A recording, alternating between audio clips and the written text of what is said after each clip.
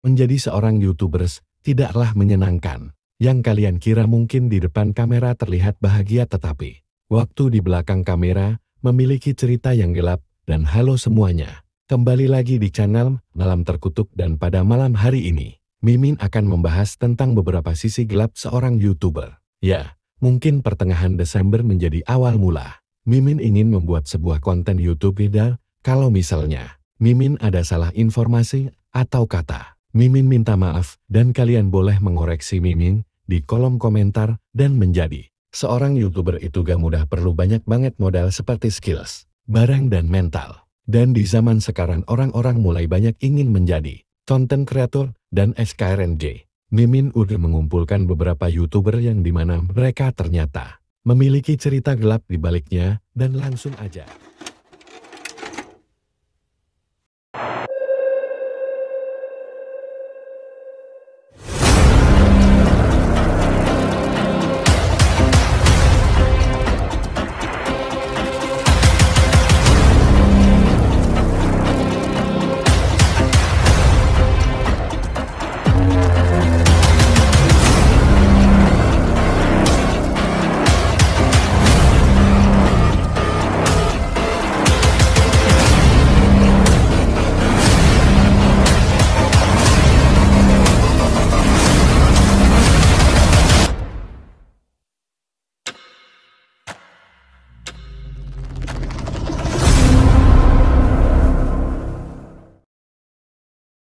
Siapa di sini suka banget yang namanya merokok? Well, Mimin cuma ingetin kepada kalian bahwa merokok itu sebenarnya Mimin gak permasalahan, tapi yang Mimin permasalahkan merokoklah sesuai dengan tempatnya. Jangan sampai menimbulkan bencana kepada orang lain, dan gak semua orang suka dengan bau asap rokok kalian hirup, apalagi saat naik motor. Dan saat Mimin mencoba mencari beberapa orang di internet tentang rokok, ada yang request di salah satu komentar di video. Mimin thank you buat ongoman buat requestnya. Dan kalau kalian lihat di channel ini ada seorang bapak-bapak membuat sebuah channel YouTube yang berisi tentang cara dia untuk merokok dengan gaya yang cukup unik. Dimana di video pertama dia mencoba untuk merokok menggunakan masker gas, dan kalau dari keseluruhan dari videonya dia seringkali memposting tentang video merokok bisa lebih 2 batang menggunakan barang yang ia modif sendiri hanya untuk merokok. Tetapi lama-kelamaan, jika kita lihat di video terakhirnya yang diupload pada tahun 2011, kita bisa lihat keadaan dia yang semakin kurus dan seperti terkena semacam penyakit kronis, dan hampir sulit untuk berbicara di bagian lehernya. Kalau diperhatikan, itu semacam ada jahitan bekas dioperasi, dan infonya beliau ini terkena penyakit kanker. Dan salah satu kata di kolom deskripsinya dia bilang bahwa dia masih di sini dan dia masih merokok. Belum memasuki sesi pembahasan soal videonya, konten yang dibawakan oleh Mimin memuat semacam informasi, video grafik yang sensitif terhadap penonton, tetapi Mimin sebenarnya sudah lama banget pengen membahas yang ini. Untuk videonya sendiri nanti Mimin akan sensor, tidak ditampilkan. Yang kalian lihat hanya foto yang Mimin kasih kepada kalian, dan buat yang penasaran kalian kunjungi aja channel Jimmy Wish, itu masih ada channelnya, nanti Mimin sertakan linknya di deskripsi.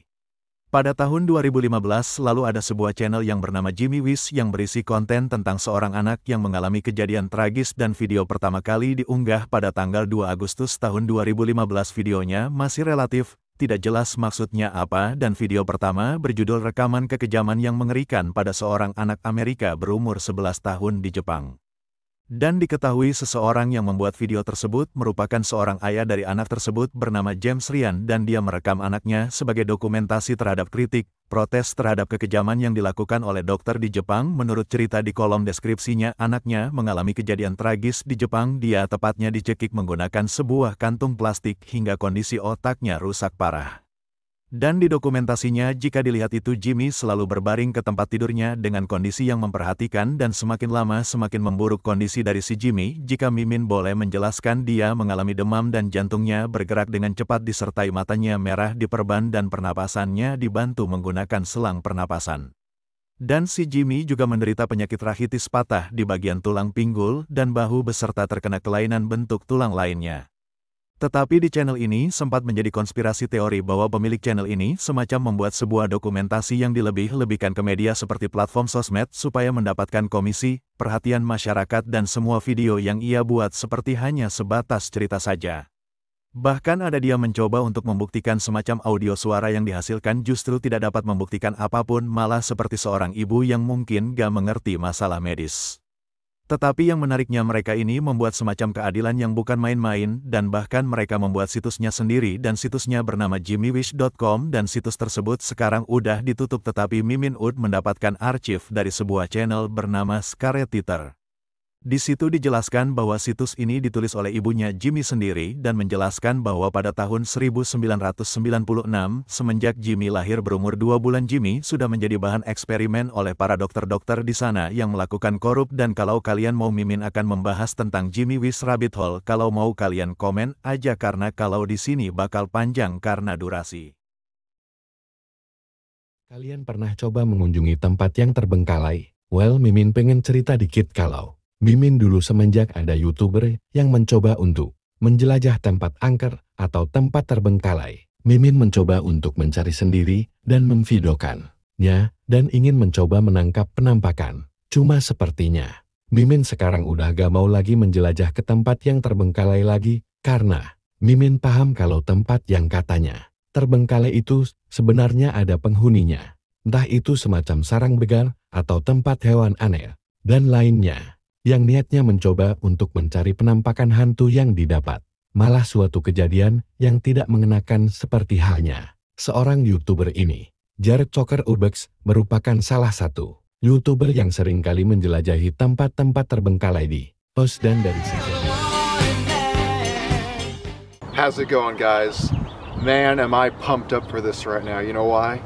Because I'm back in Wichita, Kansas, home of what I still to this day call my favorite abandoned place ever. I'm going back to the giant abandoned factory that I explored over a year ago. Now this place... Banyak video yang diupload ke YouTube. Ada satu video yang cukup menarik yang dimana dia mencoba untuk menjelajah ke tempat bekas pabrik lama yang sudah ditinggalkan oleh pemiliknya. Kalau dilihat dari menit awal gak ada yang aneh, tetapi di tengah video kalian bisa mendengar semacam suara asing dan saat asiknya menjelajah dia notice kalau ada semacam mobil warna merah dan orang tersebut mencoba untuk masuk ke tempat itu dan di sini Jared merasa takut karena orang itu sangat mencurigakan dan saat dia mencoba mengamati pria tersebut, rupanya pria tersebut menggunakan semacam jaket tebal beserta senjata api di tangannya dan penuh ketakutan Jared mencoba untuk keluar dari sana. Saat mulai ingin keluar dia mendengar seperti semacam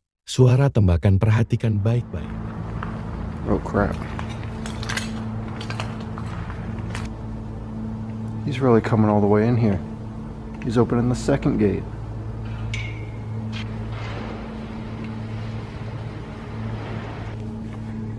Now I'm really concerned.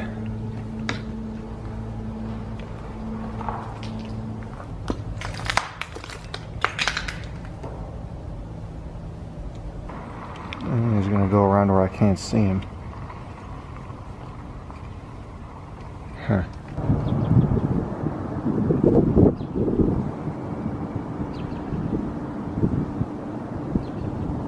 What do I do?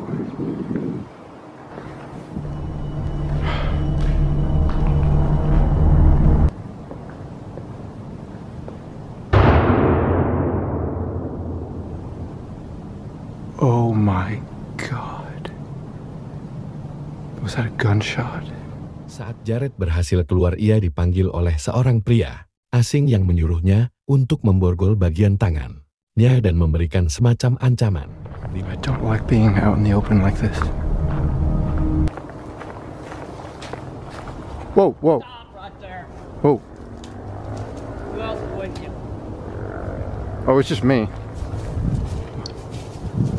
You scared me to death. Okay. Get over there now. What? Sit down. I'll give you handcuffs. Huh? Put them on. Got it? Okay. Either I can put them on or you can put them on. Take your pick. I've never put on handcuffs before. Just put them on each side of you. How's that? Put them in front of you. That way you can carry them in front, okay? What's going to happen? But what's going to happen is the police is going to come and then you take your name and they'll get you for criminal trespassing. It's nothing these days. A lot better than me shooting you, isn't it? Was that what I heard? Yeah. What'd you shoot at? Shoot it. See people, I shoot at them. There If was they no- run, you shoot. Di There you momen go. ini Jared pun merasa ketakutan, tetapi mencoba untuk tenang, sambil memikirkan untuk kabur dari sini. Saat itu Jared pun tidak merekam lagi tentang apa yang terjadi berikutnya terhadap mobil sang pelaku tersebut, tetapi dia selamat. Dan saat dia menceritakan pengalamannya survive, dia menjelaskan kalau dia sudah menelepon pihak kepolisian dan pelakunya sudah tertangkap, dan saat datang mereka menceritakan hal yang mengganggu ke Jared, bahwa sang pelaku ini memang sering sekali melakukan aksi penculikan 2 anak kecil dibawa ke tempat pabrik yang Jared kunjungi, dan sang pelaku pun menarik paksa masuk ke dalam pabrik tersebut, dan saat sudah masuk tanpa lama-lama sang pelaku langsung menembak 2 anak kecil tersebut secara sadis, dan Jared bisa jadi korban selanjutnya, tetapi untungnya dia selamat pada waktu itu.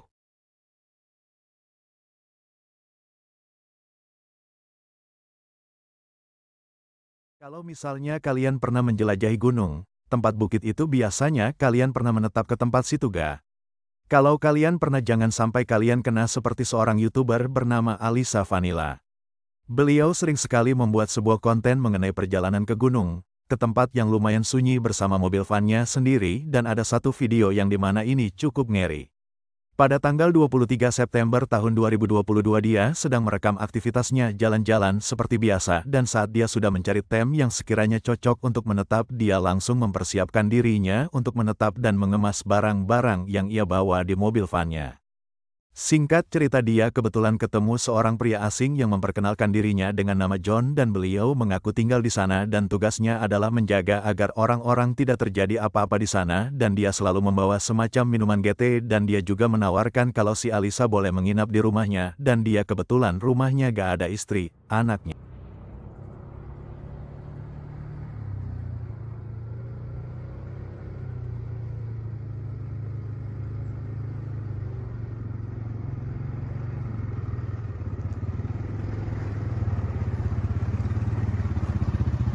Hi. Doing okay? Yes, I am. I'm just kind of checking, making sure everybody's got enough water and Oh, okay. Are you a ranger or? no, I just live close. Oh, okay. So I kind of come out and check, make sure, because I know there's a lot of people that come out here that don't have a lot. I'm fine right now. I don't know if I'll stay here, but I just wanted to check it out and see. It's pretty hot though. Do you do this, like, is this what you do for a living? Do you, like, travel around or what? Yeah, basically. Yeah? Yep. So Gotta how long wait. have you been doing this for? I've been in the van for like almost a year, last November, so getting close. But I was traveling around in my car since 2020, so it's been a while. So you've been a nomad for a while. Yeah. Yes, I'm used to it. And you're enjoying it, I suppose. Oh yeah, definitely.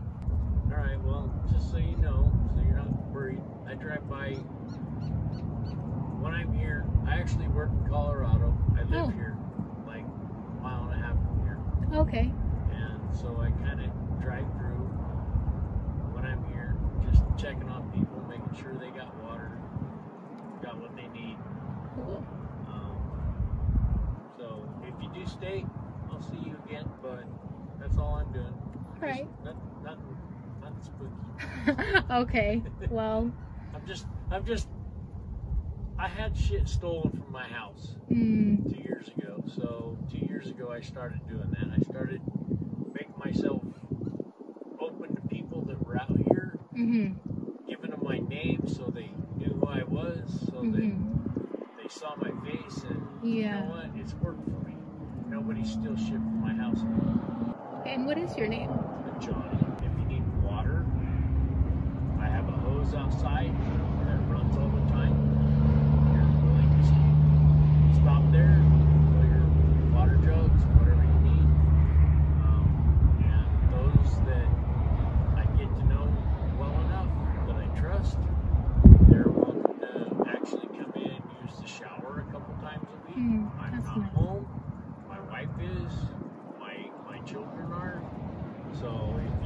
shower. Ya. Well, di sini Alisa karena merasa gak betah di sana, dia mencoba untuk pulang saat selesai membersihkan pakaiannya di laundry. Gak beberapa lama orang tadi bernama John balik lagi dan kali ini dia bilang kalau dia mesti hati-hati karena bisa jadi jarak si Alisa itu sedang dimata-matai di atas pegunungan menggunakan teropong.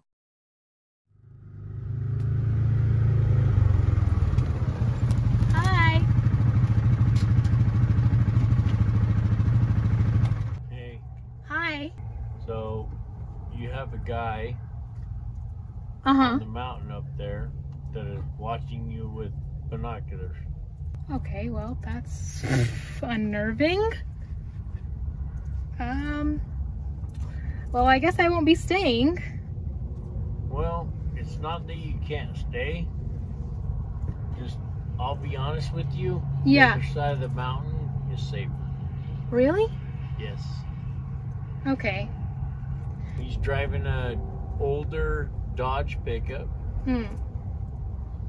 and he told me he comes out here and offers water Uh-huh. to people, Mm-hmm.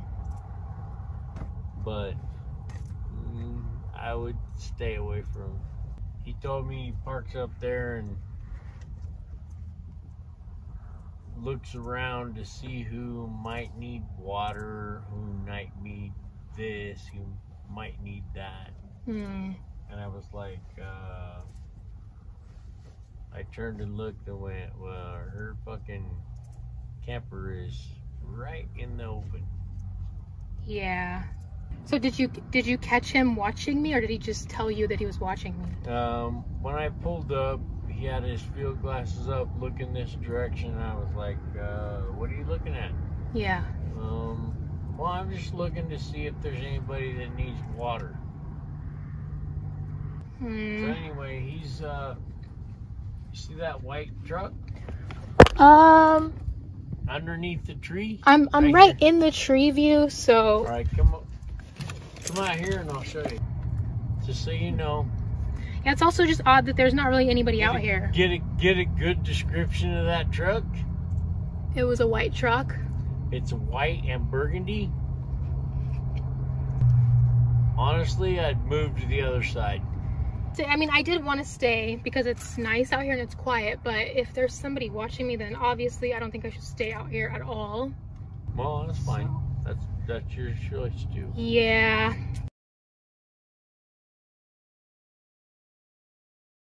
That's really sucks. It was really nice out here, but well, at least I got to put my laundry away. It's always easier to do housekeeping out in the open rather than in the city somewhere. So just finishing up my laundry and then I'll probably have to leave, but that's okay.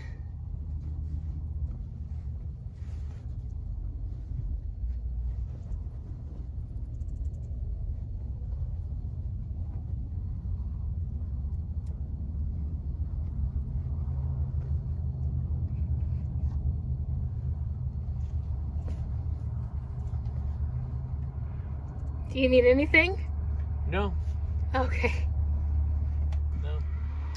Menurut kalian Gemen tentang cerita ini, apakah John It merupakan stalkernya atau bukan? Kalau menurut Mimin sendiri John ini adalah stalker karena dari nada bicaranya mengarah ke yang tidak-tidak dan perlu dicatat jangan pernah percaya, membeberkan sama orang asing bisa jadi orang tersebut mencoba untuk berniat jahat.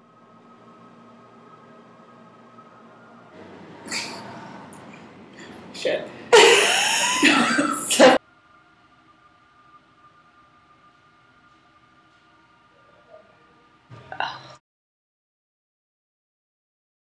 Siapa yang di sini suka banget yang namanya konten reaction?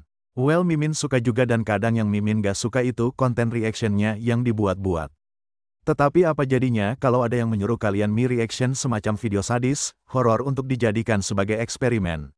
Jadi Mimin menemukan sebuah channel YouTube yang bernama Emily Video. BTW pertama kali channel ini muncul semenjak ada sebuah situs yang bernama 0100101101011101.org. Terinspirasi oleh video reaksi yang mulai tersebar luas di internet pada pertengahan tahun 2000-an, video Emily adalah video berdurasi 15 menit yang menangkap reaksi pemirsa terhadap rekaman yang tampaknya mengerikan yang ditemukan di darknet. Orang-orang yang ditampilkan adalah sukarelawan yang dipilih secara acak, berlokasi di New York, yang melihat panggilan daring kami. Mereka yang menanggapi dikunjungi oleh seorang gadis bernama Emily, karena itulah judulnya, yang datang ke rumah mereka untuk menunjukkan video tersebut dan merekam setiap reaksi dengan kamera web. Kami kemudian menghancurkan video aslinya. Dan untuk situsnya sendiri, situsnya berisi konten seperti pentas seni mahakarya yang dibuat oleh seorang seniman dan pada saat Mimin cek ada banyak orang yang bikin konten reaction tentang orang yang menggantung dirinya sendiri dan mereka akan menceritakan first impression-nya mereka. Oh. That's what